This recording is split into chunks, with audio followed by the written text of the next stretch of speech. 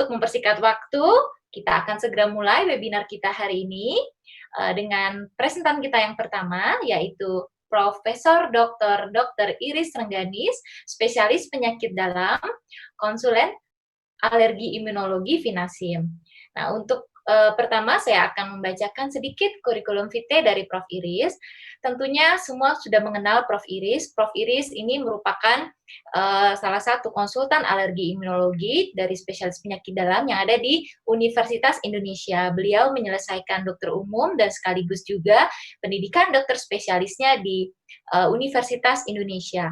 Kemudian juga meraih gelar konsultannya di Fakultas Kedokteran Universitas Indonesia juga. Kemudian meraih gelar PhD di Institut Pertanian Bogor. Untuk organisasi, Prof. Iris merupakan bendahara dari PABDI, kemudian ketua dari Peralmuni, dan juga merupakan anggota dari Asosiasi Alergi, Asma, dan Imunologi Klinis Asia Pasifik. Kepada Prof. Iris, kami persilakan.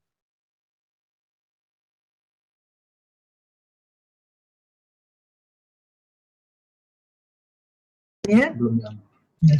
Baik, terima kasih. Selamat siang pada semuanya. Assalamualaikum warahmatullahi wabarakatuh. Baiklah, pada siang hari ini kita akan membicarakan sedikit mengenai imun sistem. Ya, saya akan mulai dengan slide saya. Saya akan share screen sebentar.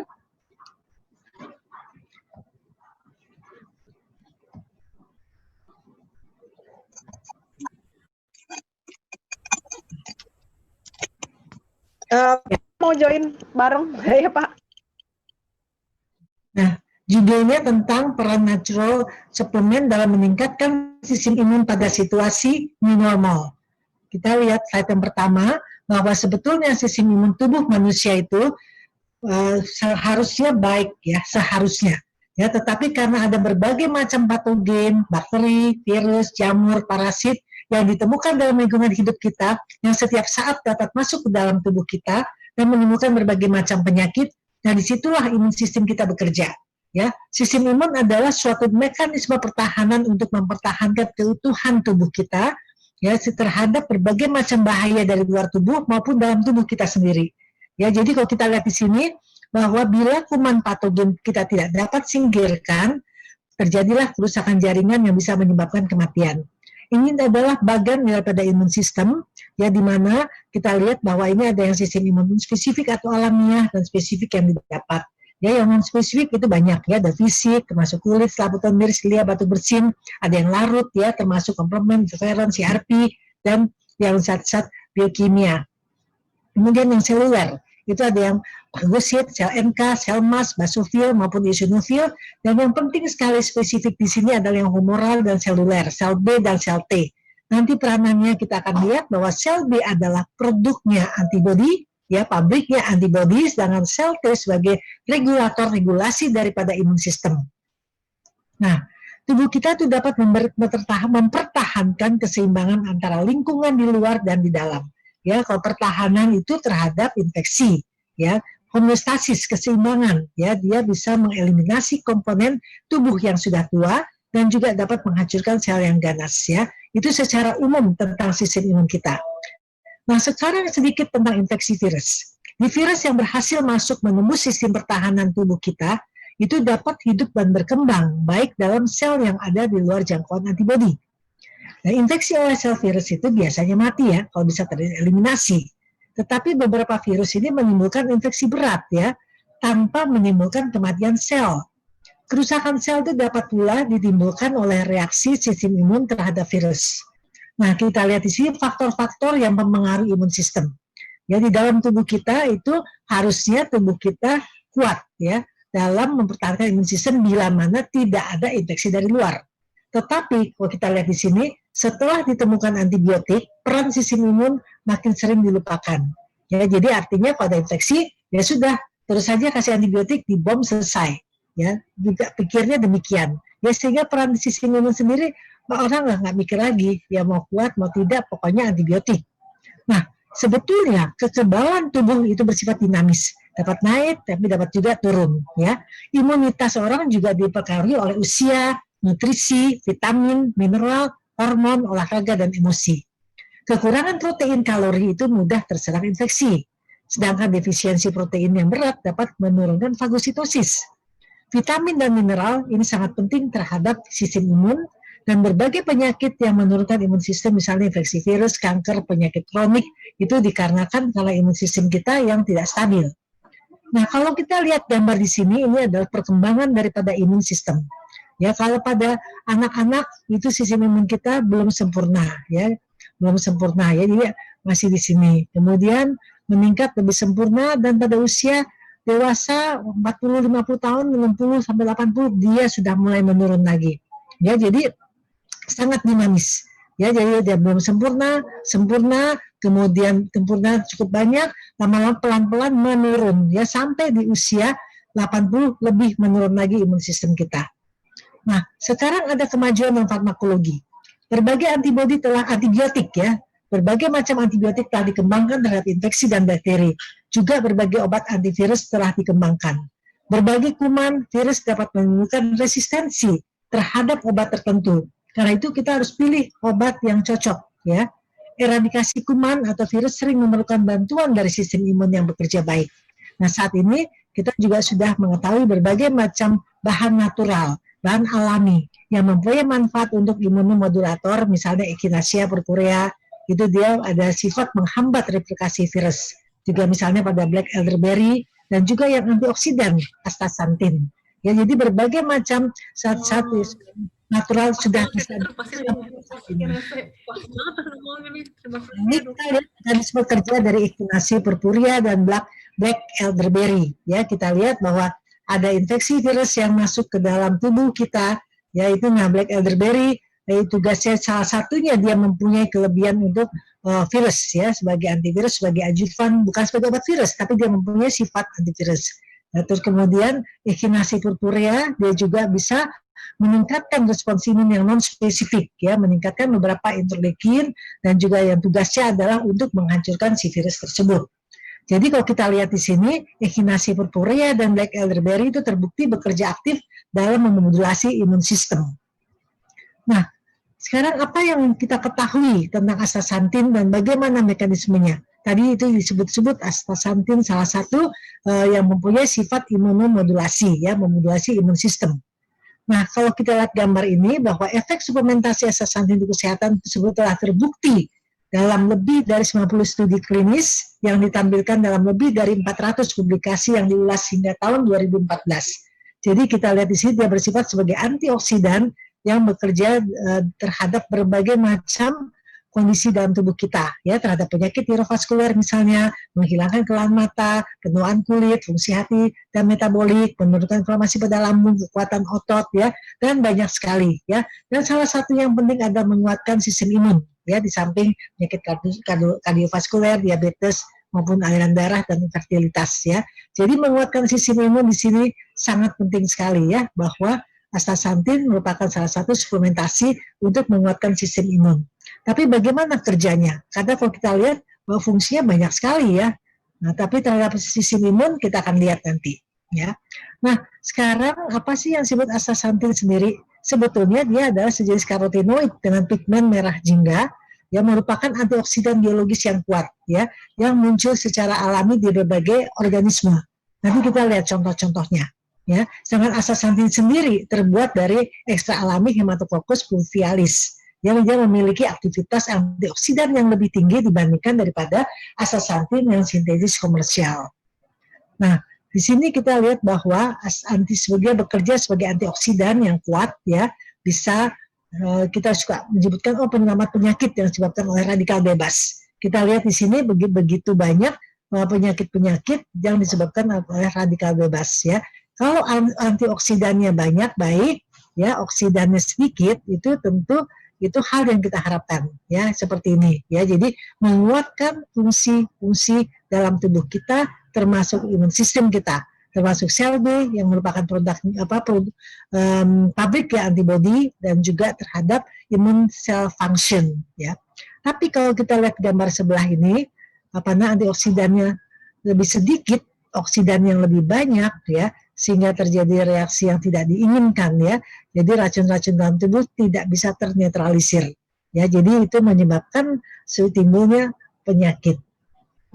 Nah, ini kalau kita lihat ada yang stres oksidatif dan antioksidan, ini adalah kondisi normal, ya. Jadi artinya oksidasi dengan antioksidannya seimbang, tidak terjadi satu penyakit, tetapi karena adanya segala macam serangan dari luar yang menyebabkan produksinya berlebihan daripada radikal bebas atau reaktif oksigen species atau ROS, ya, ROS sering kita sebut demikian, terjadilah penurunan aktivitas daripada antioksidan sehingga kondisi stres oksidatifnya yang lebih menonjol, itulah yang menyebabkan kerusakan-kerusakan di dalam tubuh kita.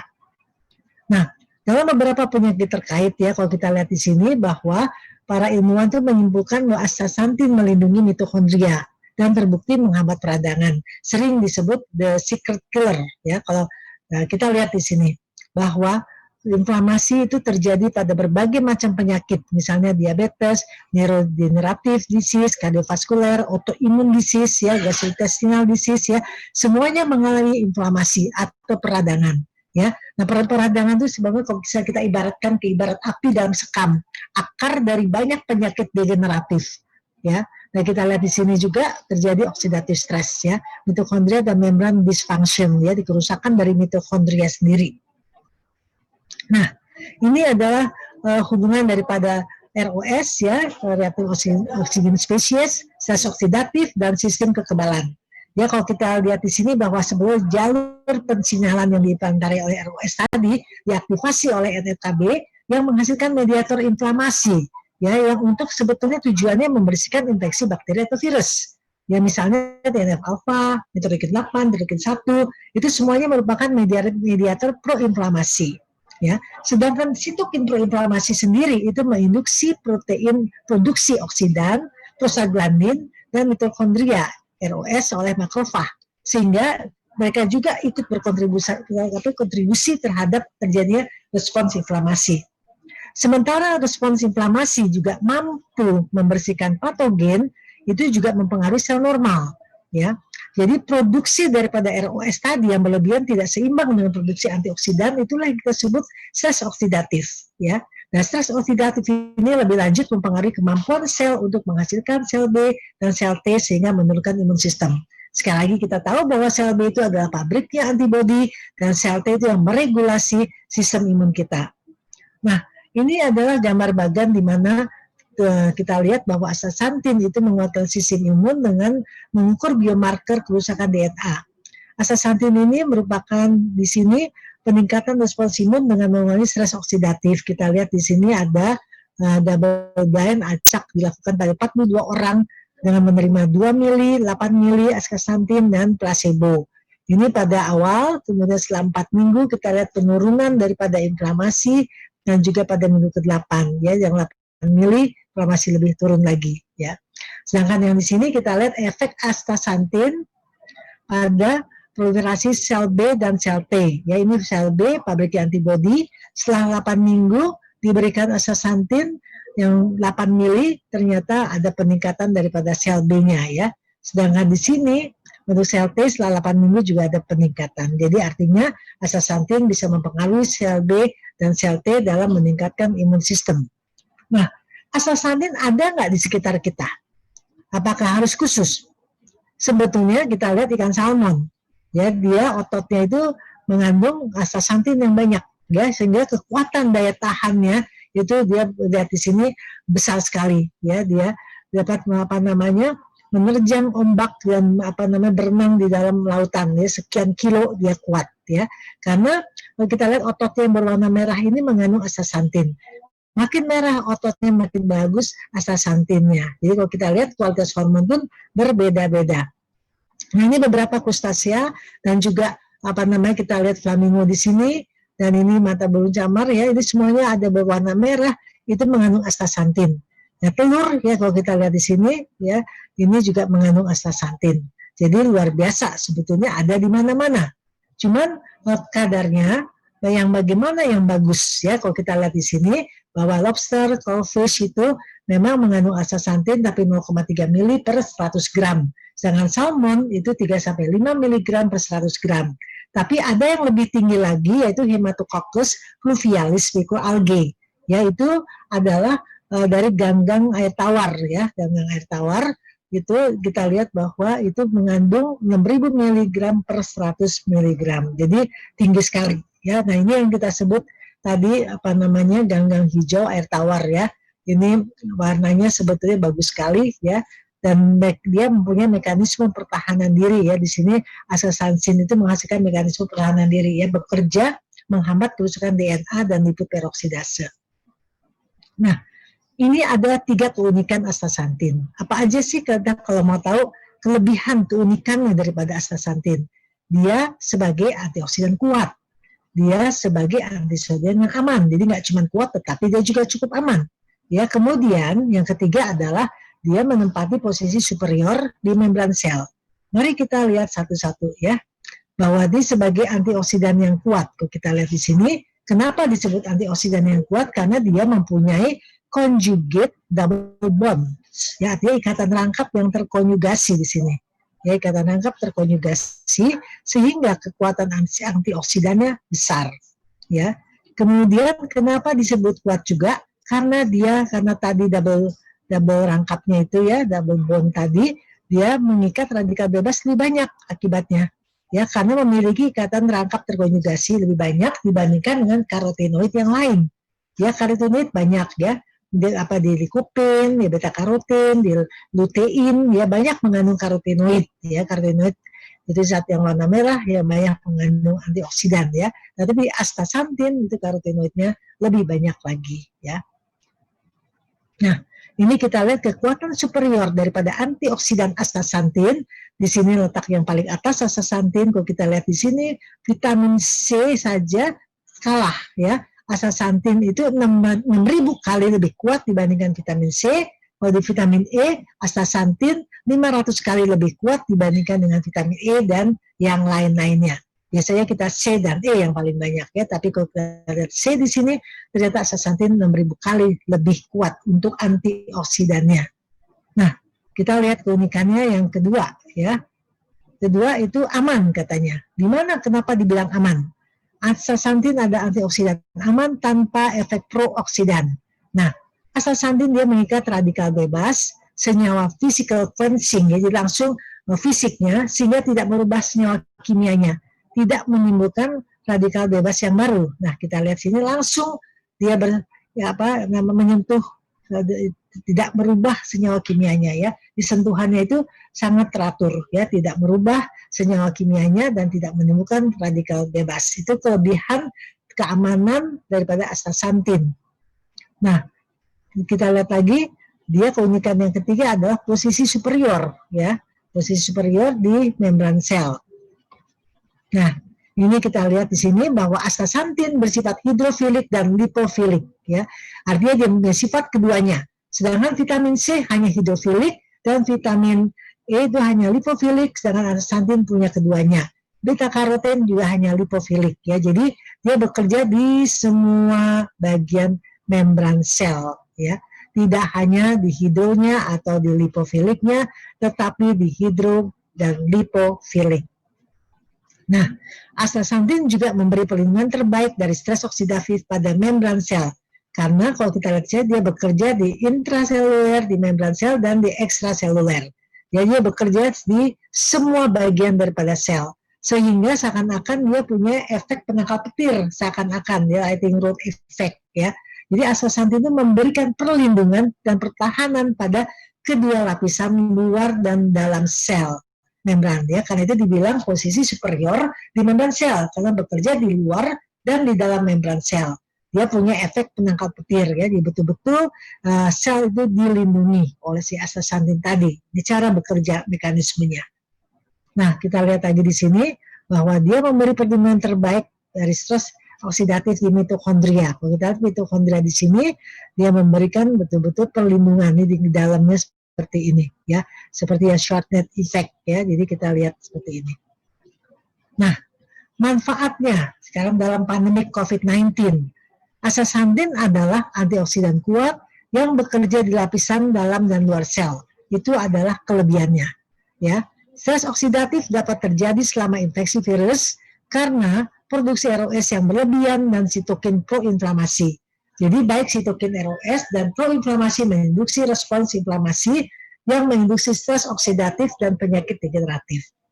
Nah, stres oksidatif sini yang dihasilkan dari reaksi ROS tadi, dia menurunkan imunitas inang dengan menurunkan produksi sel T, sel B. Kita tahu sel B tadi apa?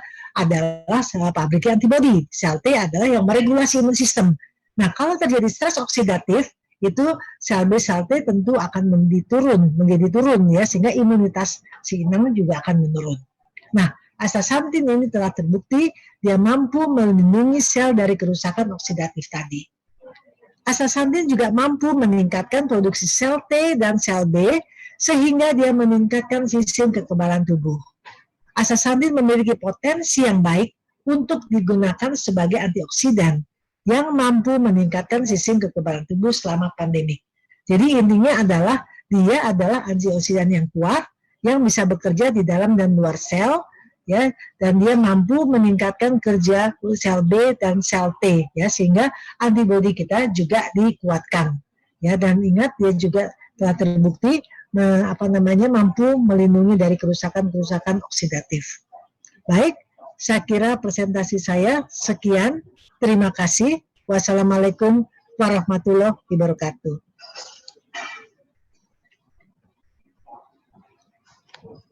Demikian presentasi saya.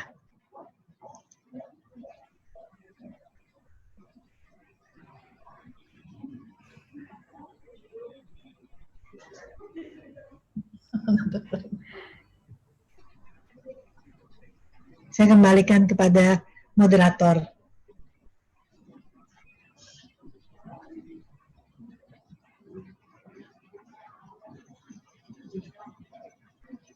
Baik, saya kembalikan ke moderator, pada Dr. Rita.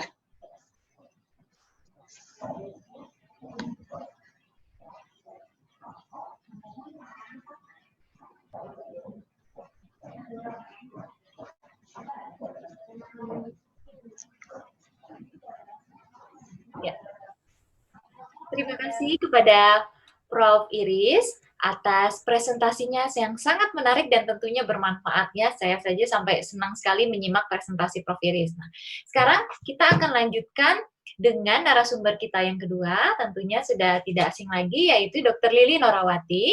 Kali ini akan memberikan presentasi mengenai pasca tindakan estetik. Apa peranan perawatan topikal dan oral suplemen? Saya bacakan dulu sedikit mengenai kurikulum vitae Dr. Lili Norawati. Dr. Nora, panggilannya, merupakan lulusan dokter umumnya dari FKUI dan lulus juga dokter spesialis kulit dan kelaminnya juga dari FKUI. Mengenai pengalaman kerja tentu sudah tidak diragukan karena selain sebagai praktisi, beliau juga adalah seorang guru yang juga banyak mengajar baik kepada para calon dokter maupun para calon dokter spesialis kulit dan kelamin, dan tentunya juga banyak ikut dalam kegiatan organisasi baik anggota Perdoski, kemudian juga merupakan pengurus dari kelompok studi dermatologi kosmetik Indonesia, serta kedokteran laser Indonesia. Untuk mempersingkat waktu, kita beri waktu dan tempat kepada Dr. Nora. Silahkan Dr. Nora. Terima kasih moderator yang cantik Dr. Rita. Selamat siang teman-teman semua. Assalamualaikum warahmatullahi wabarakatuh. Pada kesempatan ini saya akan membawakan atau men-share mengenai peranan perawatan topikal dan suplemen oral untuk pasca prosedur estetik. Saya akan dibantu oleh panitia untuk slide-nya. Ya, peranan perawatan topikal dan suplemen oral untuk pasca prosedur estetik. Slide.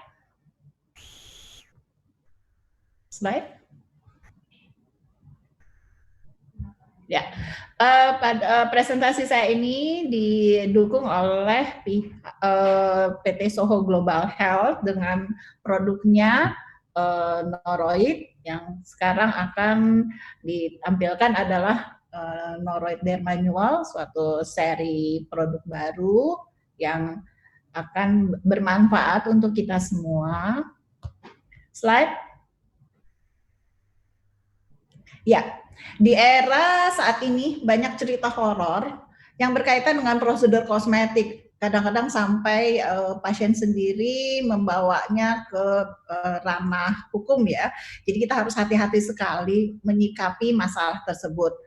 Dan untuk ini patient safety adalah hal yang sangat penting dan mutlak. Jadi sebelum melakukan tindakan tentunya kita harus menekankan tentang betapa pentingnya patient safety. Untuk hal tersebut, post procedure care merupakan bagian penting dari suatu prosedur kosmetik agar pasien memperoleh hasil terapi yang optimal dan mengurangi resiko efek samping. Slide.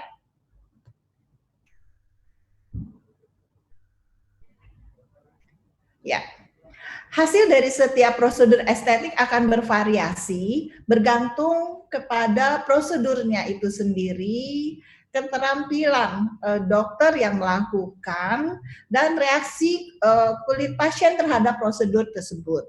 Dengan demikian, perawatan kulit sebelum dan sesudah prosedur berperan penting untuk dapat memperoleh hasil terapi yang optimal. Slide.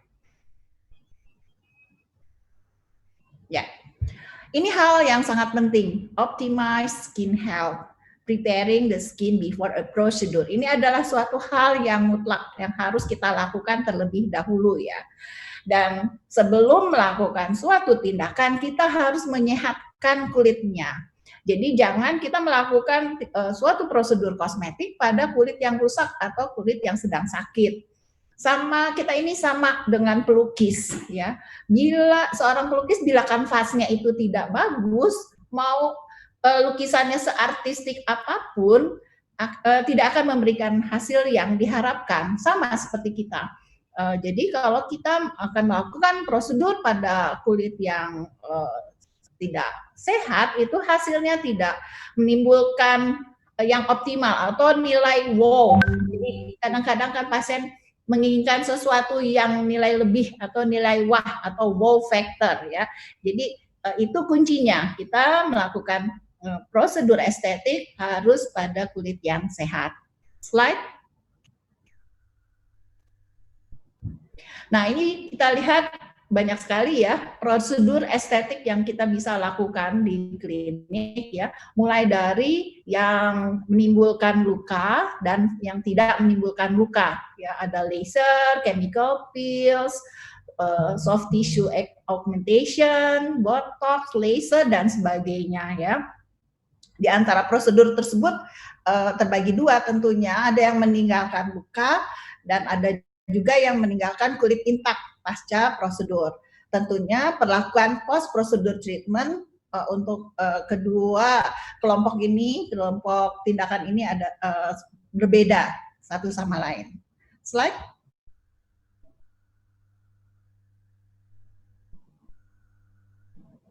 Ya, kita bahas tentang luka. Luka didefinisikan sebagai kerusakan atau gangguan pada struktur dan fungsi anatomi normal.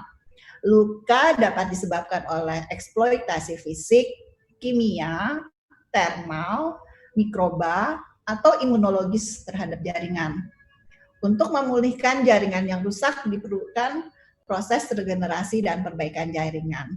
Manajemen luka yang tepat segera setelah perawatan itu sangat diperlukan. Dan perawatan luka yang tepat akan mengarah kepada penyembuhan yang cepat dan resolusi dari gejala minor ya. Slide.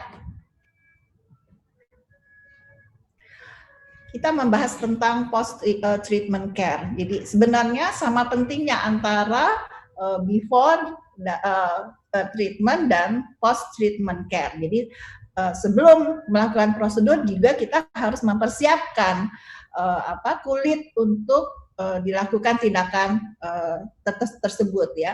Misalnya kita memberikan suatu cosmeceutical yang kita sebut dengan priming, mempersiapkan kulit supaya kondisinya lebih baik sehingga nanti prosedur estetik yang kita lakukan akan berimpact lebih optimal hasilnya ya. Post treatment, sekarang mengenai post treatment care. Post treatment care berkaitan dengan wound healing. Tidak ada prosedur yang tidak memerlukan aftercare. Tujuan dari post treatment care adalah mempercepat dan meningkatkan kualitas healing, meminimalkan downtime atau kerusakan kulit, meningkatkan efikasi dan memperpanjang hasil treatment, dan mencegah infeksi. Seringkali kita melupakan tentang post treatment care ini. Jadi saya sering sekali dikonsulkan dari teman daerah ya yang menunjukkan bahwa pasca tindakan tidak apa-apa dok, tapi setelah seminggu kok terjadi seperti ini. Nah itu kemungkinan besar berkaitan dengan post treatment care-nya yang tidak betul ya. Jadi mulai sekarang kita selalu harus melakukan post treatment care dengan baik. Slide. Ya, selanjutnya saya akan membahas tentang healing proses. Slide.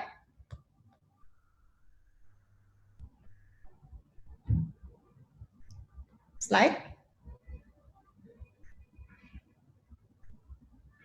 Ya, ada 4 fase penyembuhan ya, dimulai dengan hemostasis, inflammation, proliferation, dan remodeling. Ini selalu ya pada proses penyembuhan luka ini, 4 proses ini selalu berurutan terjadi.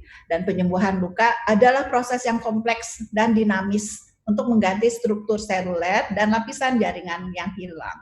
Ya. Slide. Ya. Kita jangan lupa ada beberapa faktor yang mempengaruhi penyembuhan luka atau wound healing ini, baik intrinsik maupun eksternal atau ekstrinsik. Intrinsik termasuk di sini adalah usia, etnis atau genetik. Tentunya usia yang lebih tua itu maka proses penyembuhannya akan menjadi tidak secepat yang usia muda.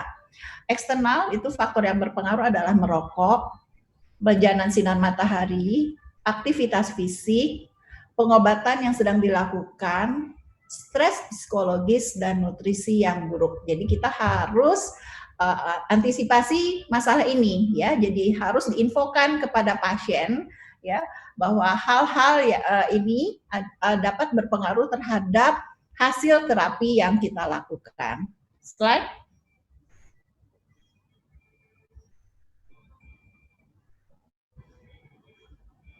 Ya, saya akan mengambil contoh beberapa prosedur ya. Yang pertama adalah tentang laser. Laser cukup banyak dilakukan di klinik ya.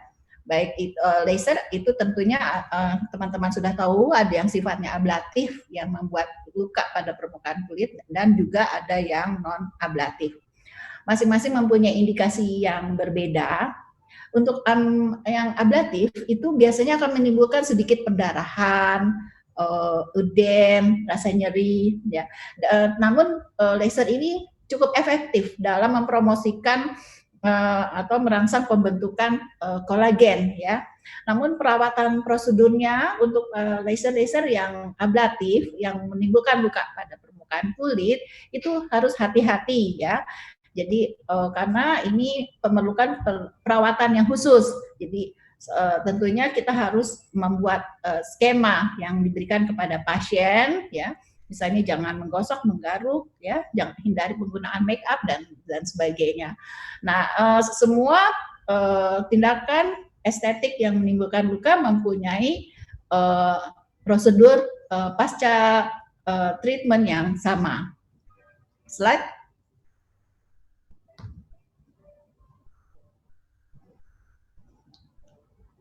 Slide. Ya, nah ini komplikasi yang bisa terjadi pasca tindakan laser contohnya ya, bisa menimbulkan scar, udem, eritema berkepanjangan, nyeri, dispigmentasi ya. Ini biasanya terjadi kalau kita tidak melakukan standar prosedur yang betul tentang pasca tindakan atau prosedur care ya. Komplikasi ini timbul dari beragam penyebab ya. Salah satunya tadi kita tidak melakukan prosedur post procedure care yang betul. Nah tentunya bagi teman-teman yang melakukan tindakan apapun harus mempunyai pengetahuan akan potensi komplikasi, pengenalan dini akan terjadinya komplikasi, dan bagaimana menangani komplikasi ini dengan terampil. Ya. Slide.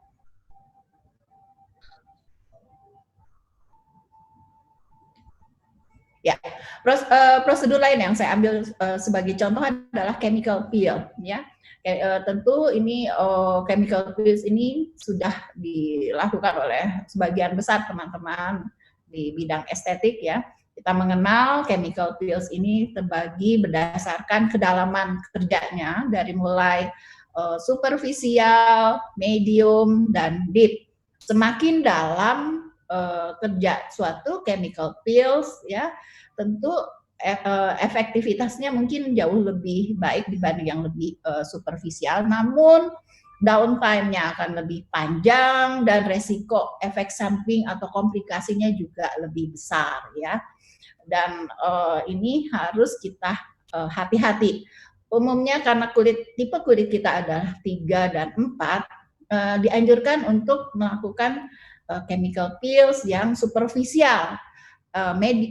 Chemical peels yang medium hanya boleh dilakukan oleh dokter-dokter mungkin di sini adalah spesialis kulit, ya, yang sudah kompeten, yang bisa menangani apabila terjadi komplikasi. Saat ini perawatan chemical peels yang superficial, ya, dengan banyaknya produk-produk baru, bahan-bahan baru, banyak dikenal sebagai combined peels, hasilnya juga bagus, ya. Kita tidak perlu lagi melakukan perawatan kulit yang dalam, yang lebih dalam, cukup yang superficial dan bisa dikombinasikan dengan prosedur-prosedur lain. Slide.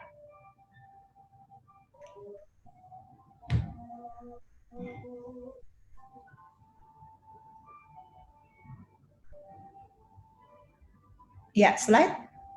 Ya, jadi secara umum treatment khusus ini akan memberikan berbagai manfaat, namun juga memiliki resiko terjadinya komplikasi, ya seperti yang disebutkan tadi, seperti kulit menjadi kering, sensitif, peradangan, pigmentasi, atau efek samping serius yang lain. Oleh karena itu diperlukan perawatan kulit tertentu yang dapat melengkapi perawatan khusus ini, terutama yang bisa digunakan setiap hari. Slide.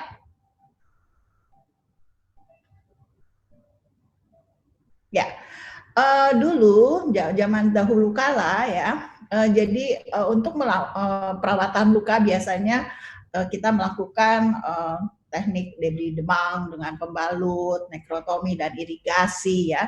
Tapi sekarang ini sudah banyak produk-produk baru yang bisa mempercepat penyembuhan luka, ya, seperti growth factor, obat-obat yang berasal dari tumbuhan, contohnya Centella asiatica, lidah buaya, juga silikon gel, terapi gen, ya, laser. Di sini adalah low laser terapi, ya, dan lain-lain. Jadi makin dengan kemajuan zaman semakin simple, tidak lagi terlalu ngejelimet untuk melakukan atau manajemen luka ini, kecuali pada luka-luka yang memang memerlukan terapi-terapi khusus, biasanya pada bedah, ya, biasanya dokter bedah plastik. Kalau kami dokter spesialis kulit, dokter estetik mungkin tidak seperti itu, ya. Cukup dengan menggunakan produk-produk baru ini sudah memberikan hasil penutupan luka yang bagus. Slide. Ya, sekarang saya akan membahas tentang peranan skincare. Jadi skincare ini banyak macamnya. Sekarang ini sedang tren atau muncul satu seri skincare yang dapat mengoptimalkan healing. Jadi memang khusus diciptakan untuk pasca prosedur, ya, sehingga mempercepat hasil terapi estetik yang kita lakukan, ya. Di sini skincare ini akan membantu menyiapkan dan mempertahankan kondisi microenvironment yang lembab yang diperlukan untuk healing yang optimal. Skincare ini berperan penting pada fase remodeling dan sepanjang maturation. Slide. Sekarang saya akan membahas tentang peranan skincare. Jadi skincare ini banyak macamnya. Sekarang ini sedang tren atau skincare yang dapat mengoptimalkan healing. Jadi memang khusus diciptakan untuk pasca prosedur, ya, sehingga mempercepat hasil terapi estetik yang kita lakukan, ya. Di sini skincare ini akan membantu menyiapkan dan mempertahankan kondisi microenvironment yang lembab yang diperlukan untuk healing yang optimal. Skincare ini berperan penting pada fase remodeling dan sepanjang maturation. Slide.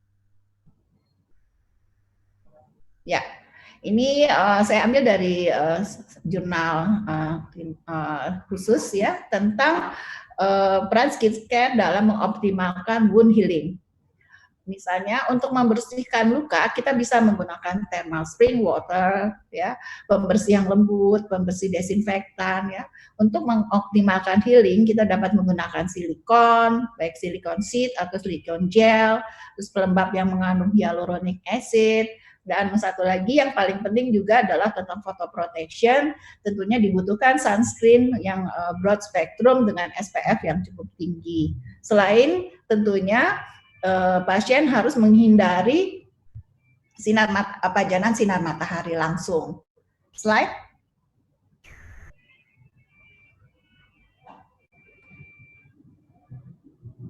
Slide. Ya, ini ada beberapa bahan aktif yang untuk perawatan topikal yang dibutuhkan untuk pasca prosedur estetik yang diharapkan terkandung dalam skincare khusus tersebut ya. Untuk mengurangi nyeri biasanya dibutuhkan dexpanthenol. Untuk mengurangi gatal dan melembutkan kita bisa menggunakan dexpanthenol dan ceramide ya. Untuk menghilangkan kemerahan bisa menggunakan dexpanthenol, centella asiatica, ceramide. Untuk proteksi barrier kulit kita bisa menggunakan ceramide, defensamide ya. Untuk merangsang pembentukan fibroblast dan mempercepat penyembuhan kita bisa menggunakan palmitoyl, pentapeptide, yang untuk antiinflamasi dan antimikrobial kita bisa menggunakan centella asiatica, beta-glucan, defensamide. Sedangkan untuk antioksidan dan pencerah kita bisa menggunakan niacinamide, tocopherol. Sedangkan proteksi ultraviolet kita bisa menggunakan sunscreen. Nah, ini bahan-bahan aktif ini yang dibutuhkan yang terkandung dalam skincare khusus yang dapat digunakan untuk pasca prosedur. Jadi kita tidak bisa memilih skincare yang biasa ya, karena tidak mengandung bahan-bahan khusus seperti ini. Ya. Slide. Tentunya setelah ada bahan-bahan yang dianjurkan tadi, tentunya bahan-bahan tersebut harus diformulasikan dengan cara yang khusus agar bisa diserap oleh kulit dengan baik ya. Jadi drug delivery sistemnya harus ideal, jadi tidak sembarangan. Slide. Ya, saya akan membahas produk Noroid Dermanual yang khusus diciptakan untuk post prosedur estetik ya. Ini kenapa saya bahas, karena ini penting untuk digunakan untuk kita semua pada saat kita melakukan tindakan estetik ya. Slide. Saya sudah melakukan beberapa penelitian kecil dan saat ini sedang dalam pembuatan atau rencana membuat penelitian dalam skala besar ya bersama teman-teman di RSPAD Gatot Subroto untuk penggunaan seri skincare khusus ini ya. Insya Allah nanti kalau sudah ada hasilnya saya akan share untuk teman-teman semua hasilnya ya. Jadi yang pertama adalah seri ini ada 3 macam, ada yang Noroid Dermanual Protect Cream, terus ada yang satu lagi regenerating, dan yang ketiga adalah sunscreen-nya. Ya, ini yang Noroid Dermanual ini mengandung bahan-bahan yang tadi saya sebutkan, terutama mengandung hyaluronic acid dan silikon elastomer. Ya, ini bahan-bahan yang berperan sekali dalam penyembuhan luka dan membuat luka ini menjadi moist. Itu hal yang sangat diperlukan dalam proses penyembuhan ya, dalam proses proliferasi sel-selnya supaya terjadi penutupan luka dengan baik. Noroid Dermanual Protect Cream ini diberikan untuk kasus-kasus atau tindakan estetik yang menimbulkan perlukaan, tapi tidak bisa langsung diberikan. Biasanya kita menunggu 3 hari, ya, di mana luka sudah mulai tertutup, sudah terjadi infeksi, tidak terjadi, baru kita bisa memberikan Noroid Dermanual Protect Cream ini. Ya, lanjut slide.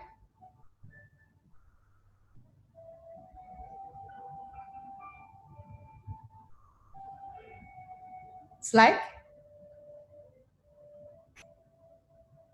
Ya, ini yang kedua adalah, ini yang sunblock ya, yang sebelumnya, yang ada regenerating.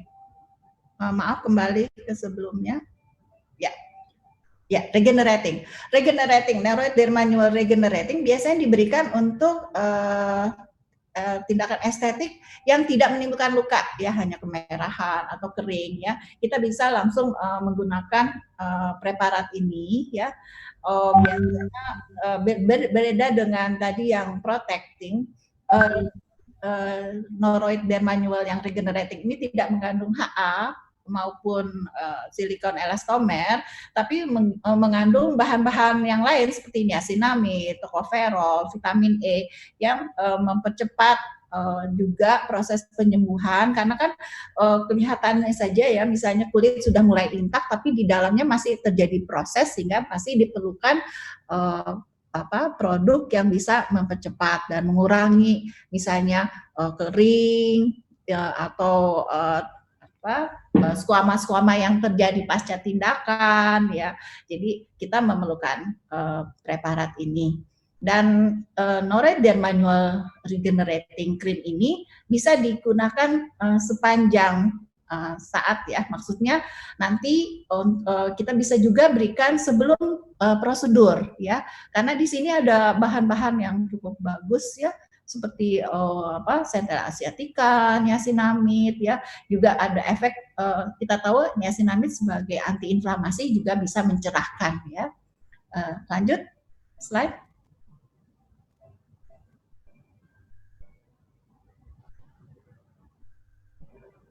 Yang terakhir adalah sunblock. Sunblocknya ini mempunyai SPF yang cukup tinggi dan mempunyai proteksi juga terhadap ultraviolet A, ya. Kita lihat PA-nya plus, ya.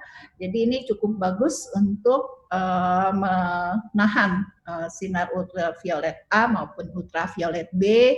Selain itu juga kelebihan dari sunblock ini ada ceramide, ya, ada defensamide, terus teknologi MLA, jadi tidak hanya sekedar sunblock, dan selain sudah dites hipoalergenik dan tidak menimbulkan atau non komedogenik, tidak menimbulkan komedo. Slide.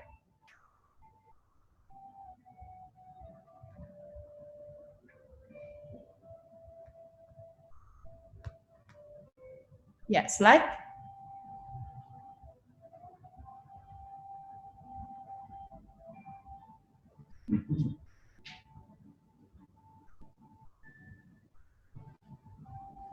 Slide berikutnya.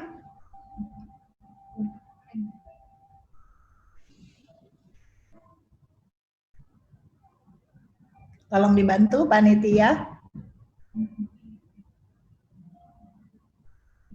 Slide berikutnya tentang clinical data. Ya, ini adalah suatu penelitian yang dilakukan di Korea, ya, pada pasien-pasien yang dilakukan tindakan IPL. Maaf, sebelumnya. Ya, oke. Ya, ini kita lihat sebelum dan sudah IPL 1 minggu, 2 minggu, ya, hasilnya semakin baik karena semuanya ketiga produk tersebut mempunyai bahan-bahan yang melembabkan, juga mencerahkan, ya, dan banyak nilai positif dari bahan-bahan tersebut. Slide berikutnya.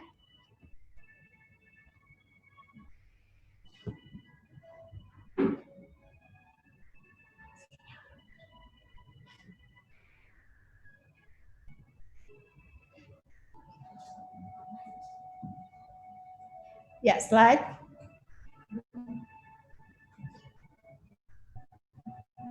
slide berikutnya tentang penelitian saya. Jadi ada belum sudah adakah?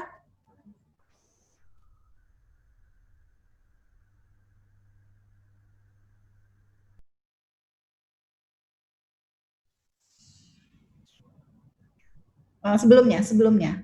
Jadi ada slide saya, bukan sebelumnya, ya. Ini adalah, ini pasien saya dari Kalimantan dengan luka bakar yang cukup berat pada wajah, ya. Pada saat beliau datang, saya lakukan tindakan PRP, ya. Setelah 3 hari, saya berikan noroid dermanual yang protek, ya. Kita lihat 1 minggu setelah tindakan PRP dan noroid dermanual terjadi perbaikan. Ini yang setelah 2 minggu, ya. Saya lupa mencantumkan hasilnya, sekarang jauh lebih bagus lagi, ya. Jadi jadi serial dari skincare ini sangat membantu perbaikan pada kulit pasien. Slide. Ya, kita akan membicarakan tentang suplemen oral, ya, suplemen oral untuk yang berkaitan dengan penyembuhan luka. Lanjut, slide.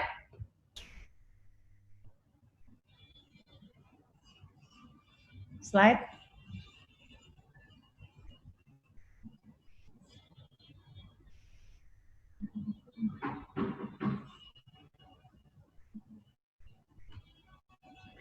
Slide berikutnya adalah saya mengambil dari jurnal tahun 2018 bahwa di situ disebutkan sudah muncul di ya oke. Ya ini sebelumnya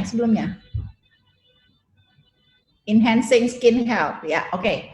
Jadi penelitian ini menyimpulkan bahwa suplemen oral telah dilaporkan dapat meningkatkan kesehatan kulit dalam mempertahankan homeostasis dan memberikan perlindungan terhadap photoaging melalui kerusakan DNA yang diinduksi oleh ultraviolet, apoptosis, dan mutasi. Jadi banyak hal yang dapat diberikan atau nilai lebih dari suplemen oral dalam rangka mempercepat proses penyembuhan luka akibat dilakukan tindakan estetik, ya, atau prosedur estetik.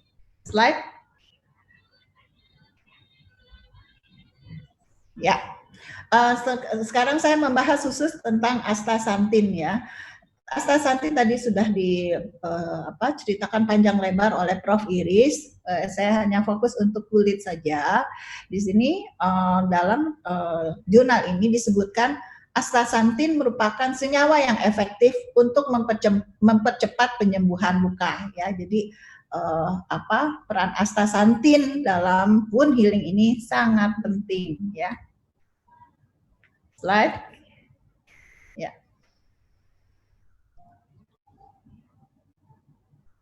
Slide.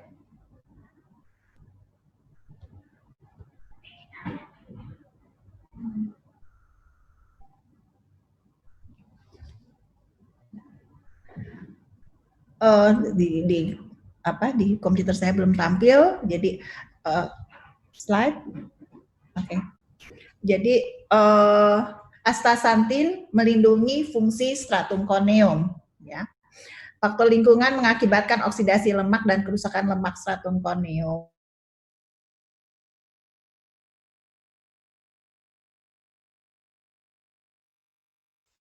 Astaxanthin ini adalah menghentikan oksidasi, ya, memberikan kelembaban dan kelembutan yang lebih baik bagi kulit. Slide.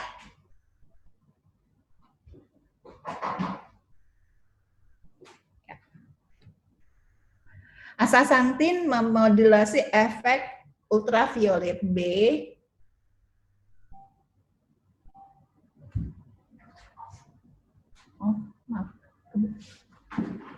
maaf. Suaranya terdengar. Maaf, ada ini. Astaxanthin melindungi fungsi stratum, ya. Astaxanthin memodulasi efek ultraviolet B pada lapisan epidermal, ya. Jadi jadi mempunyai efektivitas yang baik, ya, dalam mengurangi flek atau melanin dan inflamasi. Slide berikutnya.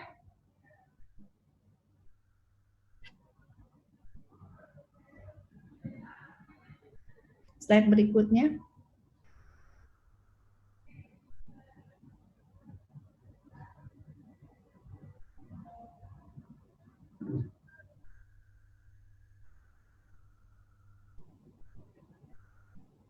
Mohon maaf, ya. Oke. Studi menunjukkan bahwa astaxanthin memiliki potensi paling kuat dalam menghambat melanogenesis. Jadi sangat baik ya untuk kasus-kasus pigmentasi, terutama melasma ya. Jadi berperan sekali dalam mengatasi melanogenesis yang terjadi berlebihan ya. Kita lihat hasilnya terjadi penurunan dari melanosit sekitar 21% ya, dibandingkan antara kontrol dan pemberian astaxanthin di sini. Slide. Ini pada penelitian ya yang dilakukan pada 11 wanita dengan berbagai jenis kulit dan usia, diaplikasikan. Ini adalah astaxanthin topikal yang saya jelaskan di sini, penggunaan astaxanthin 2 kali sehari selama 3 minggu. Kita bisa lihat hasilnya terjadi perbaikan dari flek ya, baik kita saya bulatkan di sini ya, itu memberikan hasil yang cukup baik sebelum dan sesudah 3 minggu penggunaan astaxanthin krim 2 kali sehari. Slide.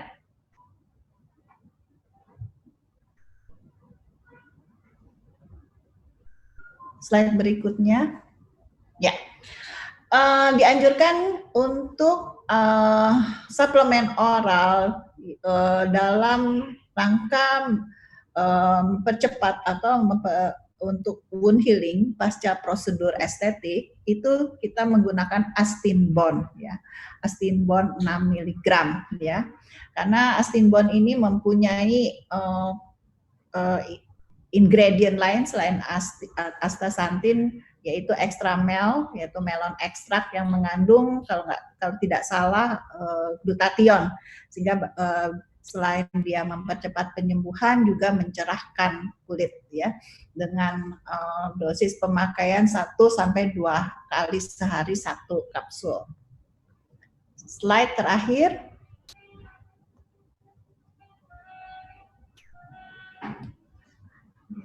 Kesimpulan. Oke. Dengan kemajuan teknologi skincare, saat ini terdapat produk yang didesain khusus untuk post-treatment care.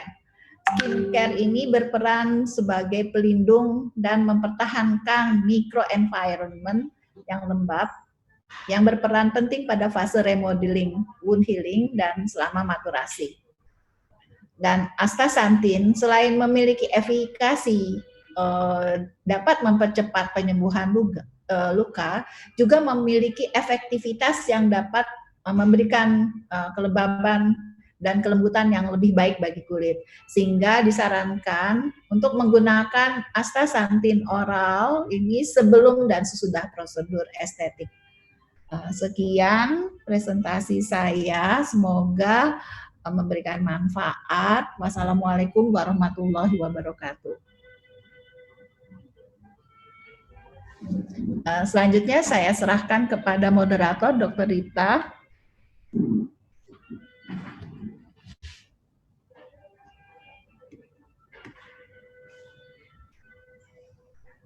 Ya, terima kasih kepada Dr. Nora atas presentasinya yang lengkap dan menarik dan tentunya bermanfaat untuk praktek kita sehari-hari.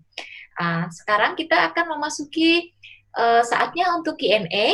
Q&A yang masuk sudah cukup banyak ya, dengan pertanyaan-pertanyaan yang bagus sekali, baik untuk Prof. Iris maupun untuk Dr. Nora.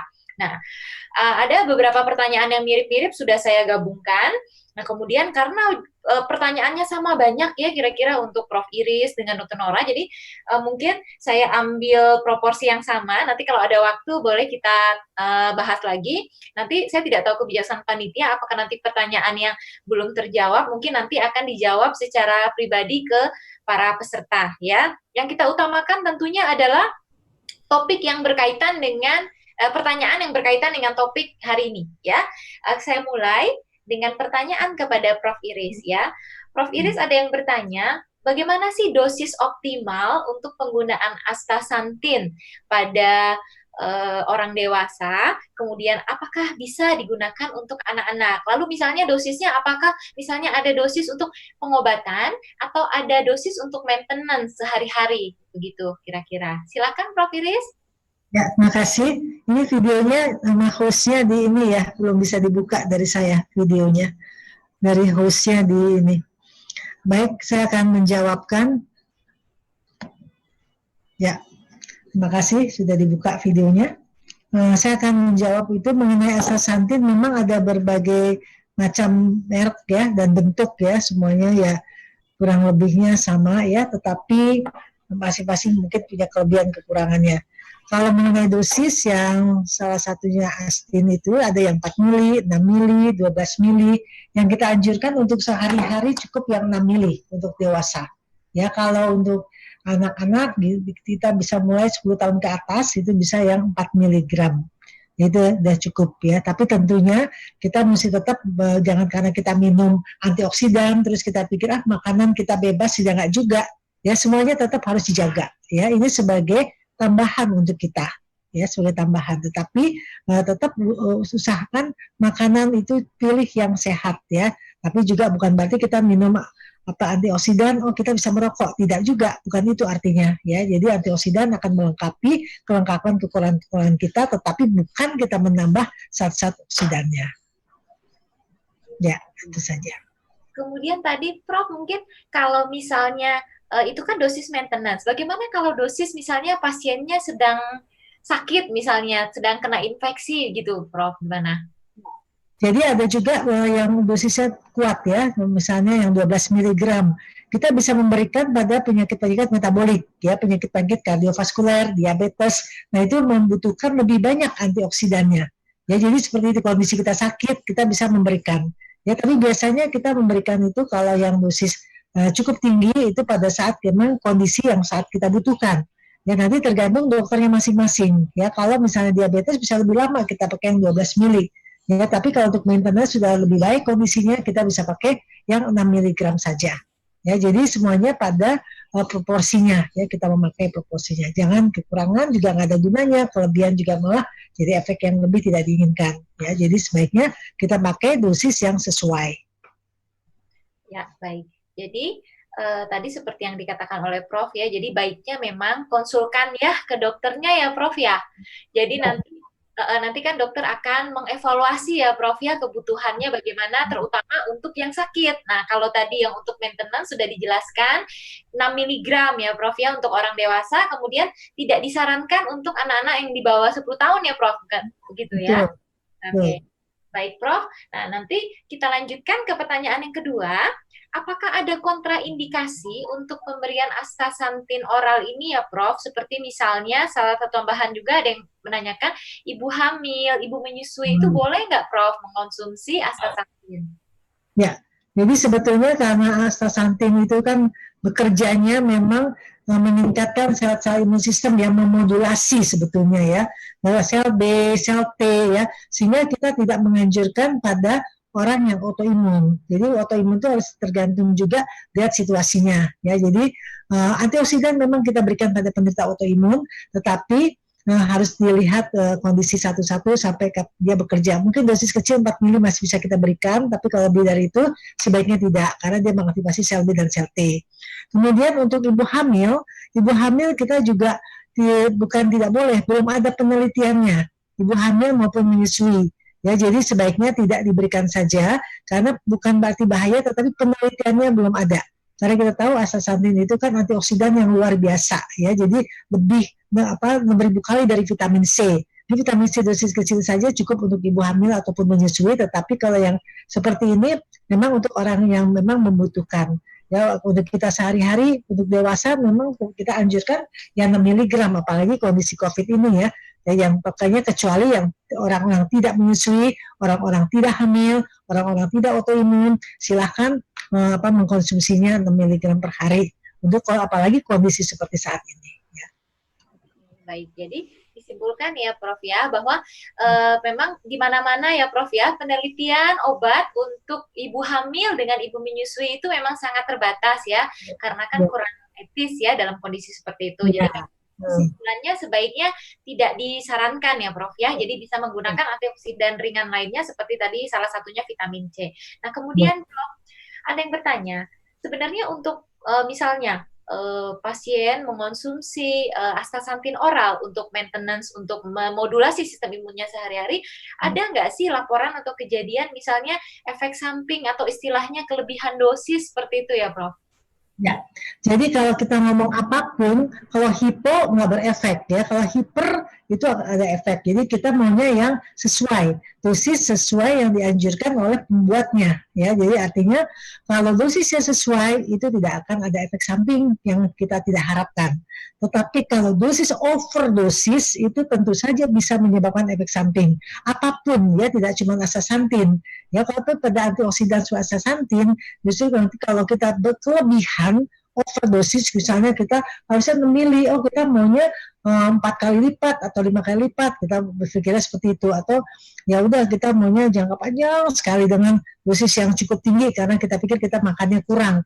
Nggak bisa juga ya, karena justru kalau kita kelebihan dosis itu efeknya malah berbalik ya, justru yang harusnya misalnya awet muda, jadi itu nggak berefek untuk awet mudanya. Yang sepertinya itu bisa hanya memberi contoh ya. Jadi segala sesuatu yang kelebihan itu juga nggak baik. Vitamin C yang kelebihan juga tidak baik ya.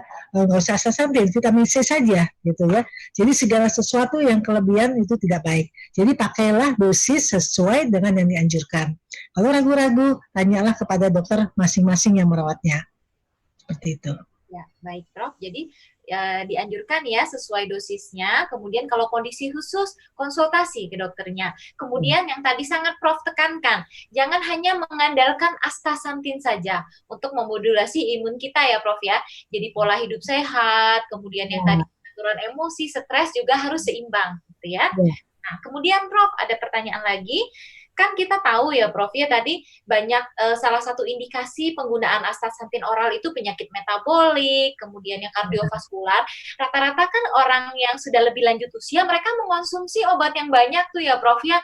Ada obat gula, obat darah tinggi. Nah, bagaimana nih Prof, kira-kira ada nggak sih interaksi misalnya atau kekhawatiran atau yang harus diperhatikan ketika kita mengonsumsi astaxanthin oral dengan obat-obat yang rutin dikonsumsi oleh pasien tadi? Ya, jadi sebetulnya kalau yang rutin, ya saya tetap menganjurkan astaxanthin 6 mg untuk orang-orang yang sehat ya, artinya orang-orang normal seperti yang tidak ada penyakit. Tetapi seperti tadi dikatakan, kalau ada diabetes, orang lansia, tentu kebutuhan antioksidan lebih tinggi karena sistem imun pun sudah lebih menurun ya. Jadi itu bisa dianjurkan 12 mili. Tetapi tentu saya katakan tadi jangan lupa kita harus konsultasi ke dokter. Karena itu lebih baik karena kan ada kombinasi-kombinasi dengan obat-obat yang lain. Jadi astaxanthin ini memang bagus diberikan setelah makan. Ya, setelah makan kita bisa berikan, kalau pagi hari itu akan lebih baik karena dosisnya hanya 1 kali sehari. Ya, jadi kalau misalnya dia ada diabetes, hipertensi atau yang lain-lainnya ya, kita bilang komorbid ya atau penyakit bawaan, itu bagus yang 12 mili ya. Nanti kalau kondisi sudah terkontrol, itu dengan dokternya lagi kita bisa turunkan menjadi 6 mili ya. Tapi sekali lagi jangan lupa pola hidup sehat, gizi yang seimbang ya. Baik, berarti sebenarnya secara umum disimpulkan mungkin efek interaksi obatnya minimal ya Prof ya, tetapi lebih ke dosis yang harus kita perhatikan ya. Nah, jadi berarti cukup aman, tetapi untuk penyesuaian dosis harus ke dokter ya, Prof ya. Ya. Nah, kemudian nih, Prof, kita kan sedang dalam masa pandemi COVID-19 nih. Ada yang bertanya, apakah sudah ada penelitiannya nih, Prof, mengenai bagaimana sih peranan astaxanthin oral ini untuk pasien mungkin yang sudah positif COVID yang sudah dirawat, atau mungkin penelitiannya untuk pasien-pasien yang high risk tapi diberikan astaxanthin oral sebagai cara untuk memodulasi sistem imunnya, Prof. Ya, memang kita belum ada ya penelitiannya ya. Jadi semua sekarang berlomba-lomba ingin meneliti berbagai macam suplemen-suplemen yang bisa meningkatkan imun sistem. Saya kira itu suatu hal yang positif. Mudah-mudahan satu saat juga ada dengan astaxanthin kita juga bisa mengadakan penelitian. Tapi memang belum ada penelitiannya karena kan COVID baru aja ya. Tetapi tidak ada salahnya kita yang sehat jangan sampai kita kena, kita sedia payung sebelum hujan, kita minum juga nggak ada salahnya ya. Jadi artinya kita nggak usah tunggu penelitian, kita mencegah saja, kita sedia payung sebelum hujan, apapun suplemennya, salah satunya astaxanthin boleh saja dikonsumsi ya. Baik. Kemudian Prof, kalau misalnya nih kita pasiennya kita jatuh pilihan pada astaxanthin oral. Nah, pasien kita itu kan saking takutnya nih, Prof, lagi pandemi segala vitamin diminum gitu ya kan. Sekarang kan ada vitamin C, bahkan zinc gitu ya, Prof ya. Nah, menurut pandangan Prof sendiri, apakah kita cukup misalnya hanya dengan mengonsumsi astaxanthin saja? Karena kan tadi sangat bagus presentasinya kan, kelebihannya itu sangat kelihatan. Jadi dia bekerja di semua bagian sel ya, Prof ya. Jadi apakah misalnya namanya suplemen kan kalau dibeli kan juga lumayan ya, Prof, biayanya. Nah, jadi kalau misalnya nih kita pilih astaxanthin, kita masih harus ada tambahan atau ya cukuplah kita pakai astaxanthin aja mungkin, Prof, kita kasih tipsnya. Ya. Sebetulnya kalau kita yakin makanan yang kita makan cukup, kita hanya tambahkan astaxanthin saja. Ya cukup, berarti kita nggak usah, nanti kita jadi banyak segala macam ditambahin, kecuali dia multivitamin udah dalam satu kemasan silahkan ya. Tetapi kalau kita mau bicara antioksidan, kecukupan kita untuk antioksidan ya cukup dengan astaxanthin saja. Ya kalau perlu zinc, lihat aja indikasinya, dia butuh atau tidak untuk zinc itu ya. Tapi kalau antioksidan hanya 6 mili itu kebutuhan hari-hari setiap orang ya, sebetulnya tidak ada salahnya, kita lebih nggak usah mikir lagi kita harus minum apa-apa lagi sebetulnya ya, kecuali dia punya penyakit tambahan-tambahan yang lain, itu kembali lagi ke dokternya, mungkin diperlukan zinc tambahan atau ya apa-apa vitamin-vitamin yang lain ya di luar ini. Ya, betul. Jadi terima kasih, Prof. Jadi kalau dalam kita kondisi sehat-sehat aja, kalau misalnya sudah pilih astaxanthin, berarti ya sudah cukup ya, Prof ya. Kecuali memang kita ada kondisi khusus sedang sakit, ya tentunya jangan mengobati sendiri ya, Prof ya. Berobat ke dokternya, nanti akan diberikan edukasi maupun terapi-terapi yang diperlukan, gitu ya. Terima kasih, Prof Iris. Mungkin untuk yang sesi ini ya, saya bagi waktunya dengan Dr. Nora, sudah cukup lengkap dan sangat informatif sekali jawaban dari Prof Iris. Nah, nanti kalau kita ada sisa waktu, nanti saya kumpulkan pertanyaan lagi. Terima kasih kepada Prof Iris ya, Prof ya. Saya lanjut kepada pertanyaan untuk Dr. Nora ya. Nah, menarik karena kalau tadi Prof Iris sudah membicarakan mengenai astaxanthin oral, nah sekarang giliran Dr. Nora. Salah satunya membicarakan mengenai astaxanthin yang topikal ya tadi ya, Dr. Nora ya. Nah, jadi saya akan sudah saring ya, cukup banyak. Ada yang sama, saya inikan dulu ya.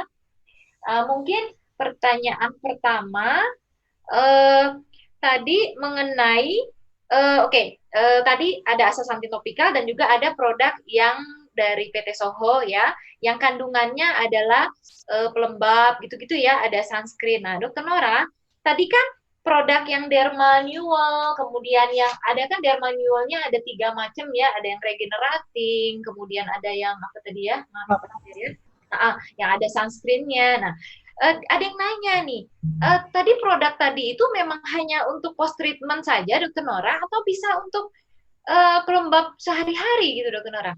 Iya, terima kasih untuk pertanyaannya ya. Jadi serial Dermanual adalah serial yang khusus dibuat untuk post estetik prosedur ya. Jadi ada yang protect, ada yang regenerating, satu lagi sunscreen. Untuk tindakan-tindakan yang menimbulkan luka itu kita bisa pilih yang protect. Tapi kita tidak bisa mengoleskannya pasca tindakan. Jadi kalau masih ada kulit yang luka terbuka, jangan dulu diberikan. Biasanya kita berikan pada hari keempat. Setelah itu biasanya kita memberikan selama 2 minggu. Setelah itu bisa dilanjutkan dengan yang dermanual yang regenerating. Tapi kalau misalnya kita tidak suatu tindakan estetik itu tidak menimbulkan luka, kita bisa langsung memilih yang regenerating ya, supaya tidak terjadi iritasi. Nah, sebenarnya yang regenerating ini bisa digunakan untuk daily penggunaan sehari-hari karena banyak bahan-bahan atau ingredient yang cukup bagus di situ seperti pseudoceramide ya. Dan di samping produk dermanual, Soho pun punya produk noroid yang biasa yang isinya adalah pseudoceramide ya. Itu biasa kita gunakan sebagai pelembab baik untuk wajah, badan, dan kita sudah bahas kalau tidak salah dalam webinar yang sebelumnya ya. Jadi Soho mempunyai 2 seri skincare, satu yang untuk pelembab biasa dan satu lagi pasca prosedur estetik. Jadi yang sebenarnya yang bentuk regenerating bisa juga digunakan untuk daily product, terutama untuk pasien-pasien yang memang kita siapkan untuk prosedur yang berkelanjutan.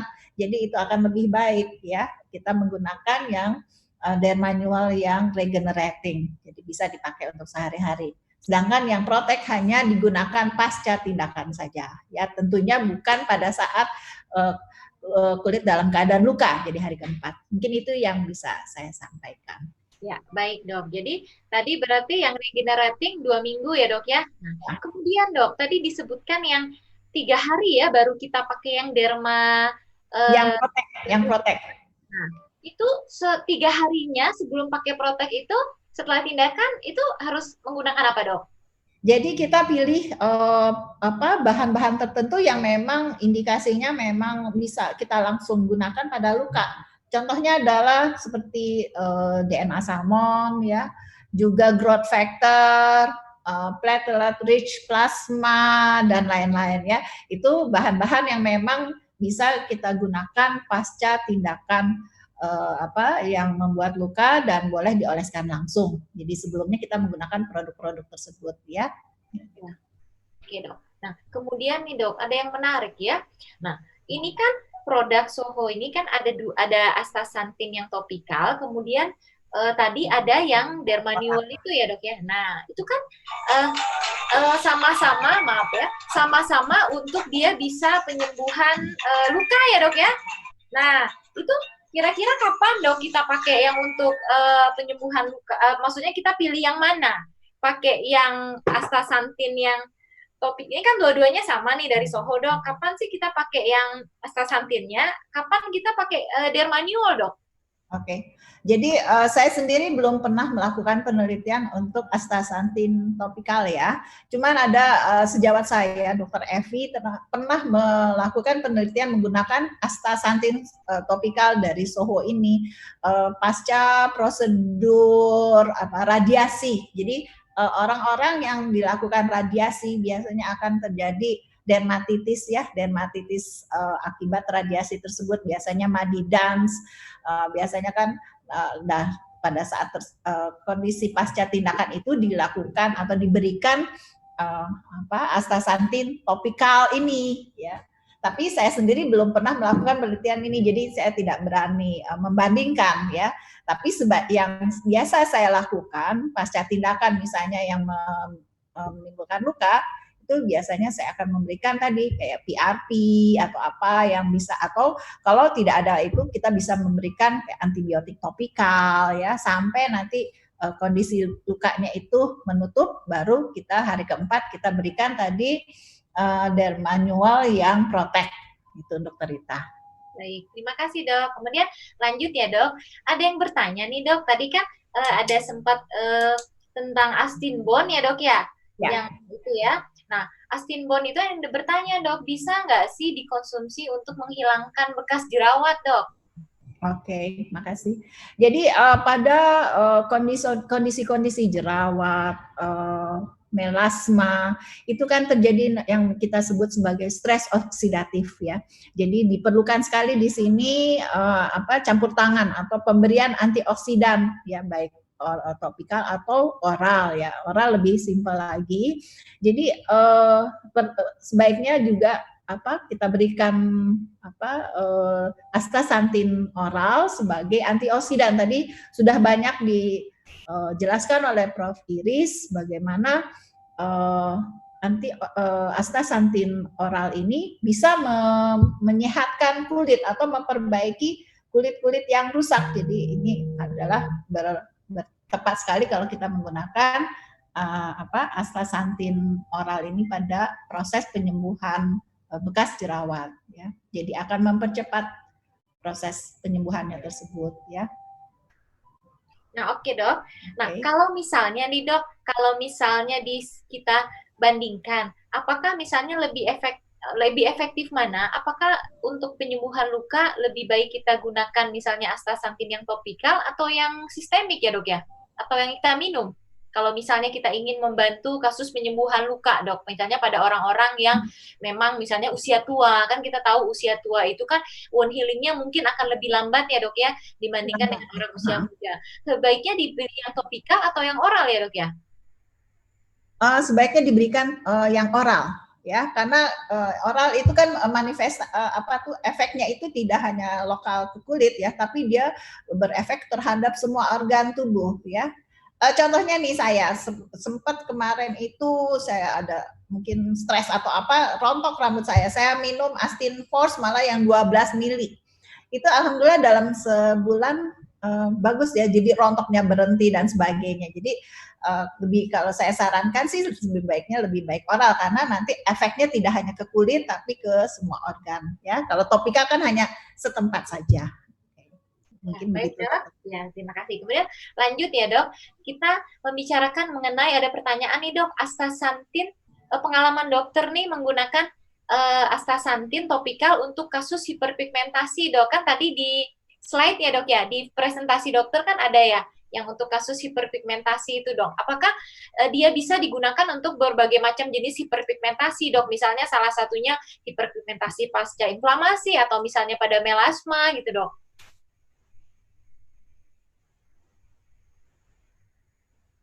Ya, tadi dalam beberapa penelitian disebutkan bahwa astaxanthin berperan banget ya terhadap proses melanogenesis, terutama astaxanthin yang topikal.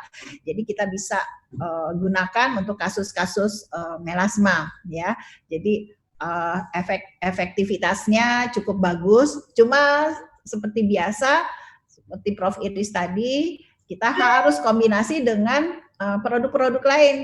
Jadi kita tidak hanya tergantung pada astaxanthin topikal, tapi bisa dikombinasi misalnya dengan yang biasa kita berikan triple drug ya, komponen 3 dari hidrokinon, campuran hidrokinon, terus juga steroid ya dengan tretinoin, itu juga akan mempercepat proses penyembuhan dari flek yang terjadi ya. Selain itu juga harus proteksi terhadap sinar matahari dan sebagainya. Jadi itu suatu kesatuan yang baik ya. Ya, baik Dok. Jadi istilahnya antioksidan itu merupakan pendamping, bukan sebagai obat utama ya. Itu Dokter Rita. Seperti yang kita lihat pada guideline untuk melasma ya, tentunya first choice adalah yang tadi hidrokinon dan kombinasi 3 terapi 3 macam tadi, tretinoin, hidrokinon dan steroid. Ya. Oke, lanjut ya Dok. Kemudian ada yang bertanya Dok, kalau untuk produk astaxanthin maupun dermanul ini, apakah boleh untuk anak-anak Dok? Kan misalnya anak-anak mengalami luka itu Dok, apakah boleh digunakan Dok? Untuk anak-anak Dok? Ya, boleh, boleh ya, boleh ya. Jadi ini selama tidak ada boleh ya. Jadi selama tidak ada efek reaksi alergi ya. Biasanya kan alergi itu bisa timbul terhadap bahan apapun ya. Karena ini kan astaxanthin juga yang topikal, terus atau produk-produk apa dermanual itu ada bahan-bahan aktif yang bisa menimbulkan reaksi alergi. Selama tidak ada menimbulkan reaksi alergi, ya silahkan, tidak apa-apa. Baik dok. Nah kemudian dok ada yang bertanya, untuk penggunaan noroid yang dermanual tadi ya dok ya, untuk protecting cream yang jenis protecting cream tadi, nah itu apakah mungkin yang dimaksudnya ya setelah 3 hari itu ya dok ya, apakah perlu dikombinasi dengan antibiotik topikal dok? Kalau misalnya tidak, biasanya setelah 3 hari itu kan luka sudah mengering dengan baik. Nah, pada dermanual itu ada defensamid. Defensamid juga berfungsi sebagai sebagai antimikrobial. Jadi tidak perlu lagi kita memberikan tambahan antibiotik topikal di sini. Kayak gitu. Cukup ya. Kecuali kalau sudah mulai ada tanda-tanda infeksi seperti ada pus, ada krusta dan sebagainya, kita bisa combine dengan antibiotik topikal. Demikian Dokter Rita. Ya, baik dok. Kemudian ada yang bertanya, kalau tadi kan kita bicara tentang hiperpigmentasi pasca inflamasi ya dok ya. Nah, ada yang bertanya bagaimana peranannya kalau untuk kasus hipopigmentasi pasca inflamasi dok? Apakah bisa dok? Misalnya apakah ada penelitiannya? Bagaimana mekanismenya? Misalnya astaxanthin mengatasi yang hipo dok, yang lesi hipopigmentasi dok?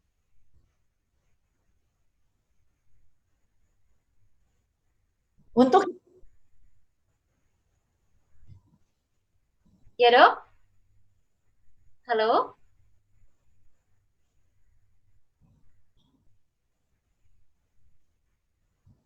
Halo Dokter Nora?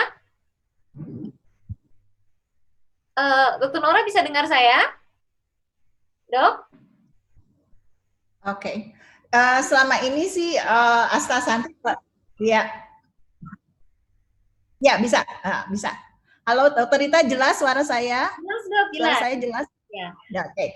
Jadi selama ini astaxanthin penelitiannya ditujukan untuk hiperpigmentasi. Saya belum membaca tentang penggunaan astaxanthin untuk hipopigmentasi kayak gitu. Jadi belum ada penelitiannya. Ya, nanti kalau ada kasusnya kali. Halo Dokter Rita. Ya, halo dok. Ya, betul. Jadi menurut Dokter Nora, jadi Dokter Nora belum mengalami kasus untuk hipopigmentasi. Halo ya. Jadi belum ada kasus untuk hipopigmentasi. Kemudian nanti kalau misalnya ada ketemu kasus hipopigmentasi, ya mungkin nanti kita bisa mengadakan penelitiannya ya dok ya, termasuk caranya untuk merangsang biar bisa lebih dibantu lagi kejadian hipopigmentasinya. Nah, kemudian dok, apakah mungkin yang terakhir ya Dokter Nora ya, nah, apakah astaxanthin itu memiliki efek whitening dok buat kulit tubuh? Karena kan astaxanthin dikenal sebagai antioksidan kuat gitu dok. Apakah dia punya efek whitening dok untuk kulit tubuh? Whitening gitu dok. Jadi berbeda ya. Jadi ada beberapa antioksidan yang mempunyai efek-efek khusus ya. Kalau untuk mencerahkan kulit mungkin lebih ke arah glutathione, vitamin C ya. Tapi kalau untuk flek-flek tertentu hanya sebatas terbatas itu bisa menggunakan astaxanthin. Tapi belum ada penelitian yang menunjang bahwa astaxanthin ini dapat mencerahkan kulit secara keseluruhan seperti glutathione. Itu mungkin Dokter Rita. Ya, betul. Terima kasih dok. Nah mungkin ada satu pertanyaan lagi ya untuk Prof. Iris. Prof. Iris, maaf ini saya ada satu pertanyaan ya Prof dari peserta. Cuma banyak saya cari, tapi tadi sekilas saya baca. Jadi ada yang menanyakan, katanya apakah konsumsi astaxanthin pada orang yang berolahraga rutin dapat menurunkan daya tahan tubuh? Karena menurut yang bertanya ini dok ya, ada penelitian di Taiwan bahwa konsumsi vitamin C pada orang yang berolahraga rutin justru menurunkan sistem imun. Mohon mungkin penjelasan atau pencerahannya dari Prof. Iris. Ya. Sebetulnya evidence base-nya belum ada ya. Jadi kalau 1-2 penelitian ya bisa saja. Apa kalau terjadi reaksi yang satu turun, satu naik bisa saja. Karena tergantung daripada jumlah orang yang diteliti. dan berapa jumlah vitamin C sebelumnya, misalnya seperti itu. Tetapi mengenai astaxanthin sendiri belum ada evidence base ya, kalau dia olahraga kemudian menurunkan imun sistem, saya tidak mengira demikian. Selama dosisnya dia dosis yang sesuai yang dianjurkan oleh pembuatnya. Jadi kalau farmasinya masing-masing tentu sudah menentukan dosis yang aman, ya titik amannya sudah ada, dan itu tentu sudah ada persetujuan dari Badan POM untuk titik aman. Dan kalau kita tetap di dalam titik aman kita mengkonsumsi secara rutin dengan titik aman kita, tidak ada masalah sebetulnya. Dan untuk evidence base bahwa sistem imunnya malahan turun pada olahraga, itu belum ada penelitiannya, ya evidence base medicine-nya belum ada, ya jadi kita tidak bisa berpatokan demikian, ya buktinya sekarang kan tetap aja olahraga juga tidak boleh berlebihan, olahraga setengah jam tiap hari itu cukup, ya tapi kita menghasilkan keringat, tapi tidak berarti justru sistem imun kita turun. Jadi kalau kita olahraga sesuai dengan waktu, timing, itu justru meningkatkan imun sistem. Tapi olahraga yang berlebihan kan jadi fatigue, jadi capek, imun sistemnya juga akhirnya turun. Ya, jadi segala sesuatu yang berlebihan itu tidak baik ya. Jadi mulai saat ini semuanya kita buat seoptimalisasi ya, sesuai apa yang dianjurkan, jangan kekurangan tidak berefek, jangan berlebihan malah efeknya kebalikannya ya. Demikian. Ya, baik ya Prof Iris, terima kasih Prof. Nah, mungkin untuk sesi Q&A kita sudah cukup karena setelah ini kita masih ada sesi kuis ya. Nanti yang akan berupa pertanyaan nanti yang akan diberikan oleh Prof Iris dan Dr. Nora kepada 3 orang peserta. Jadi saya simpulkan untuk webinar kita pada hari ini untuk topik yang diajarkan oleh Prof Iris. Jadi intinya, ketika kita menggunakan suplemen, dalam hal ini mungkin astaxanthin atau antioksidan baik antioksidan oral lainnya, gunakan sesuai dengan dosisnya. Kalau dalam kondisi khusus di mana kita tidak sehat, sedang mengalami infeksi atau sakit yang lain, tetap dianjurkan untuk berkonsultasi dulu kepada dokter untuk menentukan dosis yang akan kita gunakan. Kemudian, ingat bahwa antioksidan oral ini bukan satu-satunya cara yang paling superior atau yang paling penting untuk memodulasi sistem imun. Dikarenakan ada hal-hal lain yang harus kita perhatikan, yaitu pola hidup sehat, rajin berolahraga, kemudian mengatur stres kita, karena kita tahu bahwa stres pun akan menurunkan sistem imun.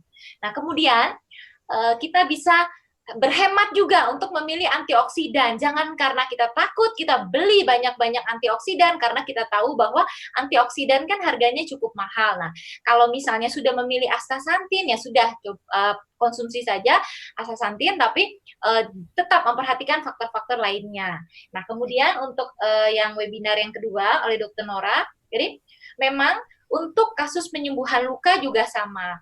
Faktor-faktor yang menentukan keberhasilan atau maksudnya penyembuhan luka yang baik tidak hanya dari satu sisi. Jadi seperti tadi, misalnya hanya mengandalkan obat olesnya atau antioksidan yang kita minum, tetapi juga harus hal-hal lainnya yaitu nutrisi kita, faktor stres juga sama ya, karena penelitian membuktikan pada orang stres penyembuhan luka akan melambat. Nah, kemudian tadi kita juga dianjurkan rutin untuk menggunakan pelembab karena pelembab itu sangat meningkatkan barrier kulit. Jadi prinsipnya kulit yang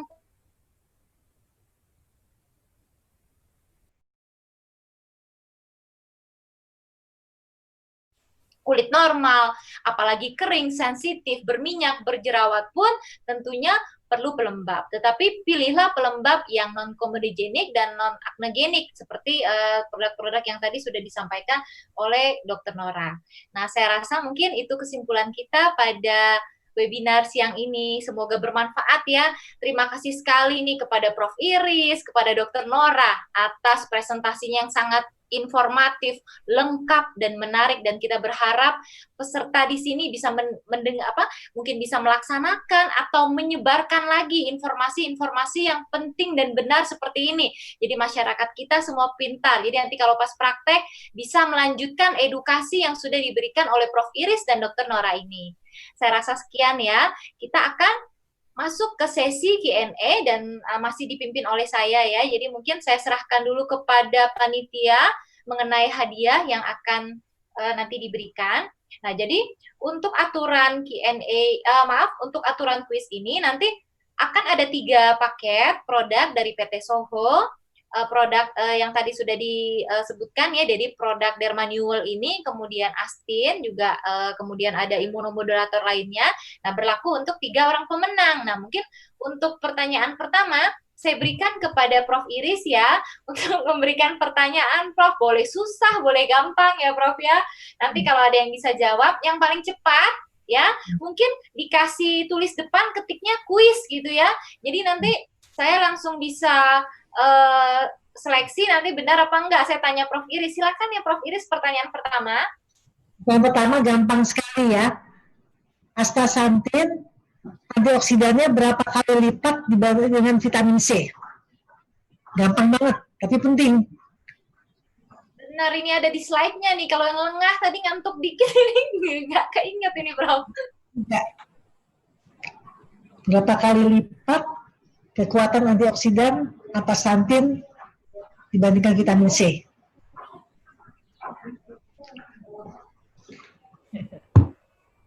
Ya, silakan kepada para peserta, silakan diketik ya.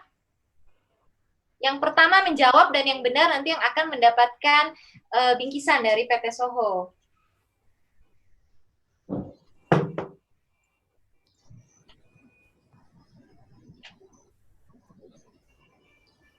Belum ada yang menjawab, silahkan. Oke, ini ada yang menjawab nih Prof. Dari yang pertama ya, Muhammad Syahrir. 6.000 Prof. Betul. Tolong panitia agar dicatat ya. Mungkin Dr. Muhammad Syahrir mungkin ya, 6.000 jawabannya ya. Jadi betul. Jadi untuk hadiah yang pertama sudah ya. Kemudian mungkin pertanyaan yang kedua diberikan ke minta Dr. Nora untuk memberikan pertanyaan ya. Silakan Dr. Nora. Yang gampang aja ya, Dr. Rita. Jadi untuk post prosedur estetik ya, yang menimbulkan luka, kita memilih noroid dermanual yang mana? Kan ada 3 tuh. Saya sebutkan ya, ada yang protect, ada yang regenerating, ada sunscreen. Nah, yang mana yang kita pilih untuk tindakan estetik yang menimbulkan luka? Silakan kepada peserta. Oke. Sudah ada nih dok, dokter cepat nih dok, dokter Ade Fernandes ya, yang protect dok. Wah betul. Ya, udah ya. Keren. Udah, pada pinter-pinter nyimak ini dok ya, profesinya pada nyimak nih, menarik, bermanfaat ya. Oke, nah yang ketiga mungkin terakhir Prof Iris ya. Pertanyaan terakhir, silahkan Prof Iris. Ini gampang juga ya, pilih salah satu yang paling benar. Ya, untuk produk astaxanthin yang paling baik dari produk Astin ini ada di salmon, dia dari salmon atau dari udang atau dari ganyang hijau air tawar. Mana yang benar untuk Astin? Dia mengandung mana?